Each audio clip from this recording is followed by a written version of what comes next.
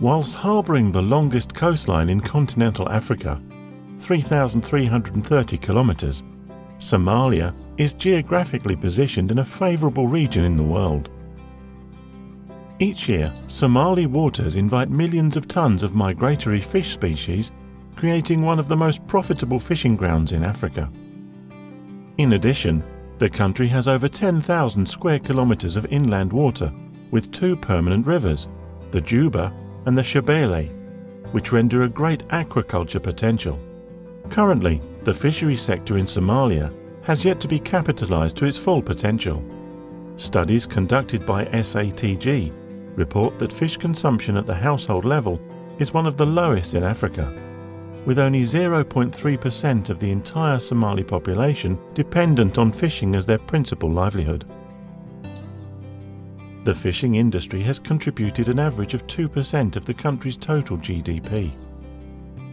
At present, the annual production of fisheries ranges between 25,000 to 30,000 metric tonnes per year.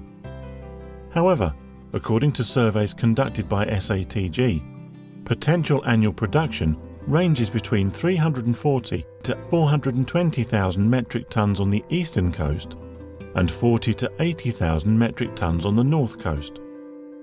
Across the various activities in the fisheries value chain, there are a series of constraints which drives away potential attraction for employment and investment. These constraints include 1. A lack of knowledge, skills and information. 2. A lack of equipment and technologies. 3. Price fluctuations. 4. Limited access to finances. 5. Lack of investment and limited access to international markets. In addition to these constraints, there is a major concern on the illegal, unreported and unregulated IUU fishing in the Somali territorial waters.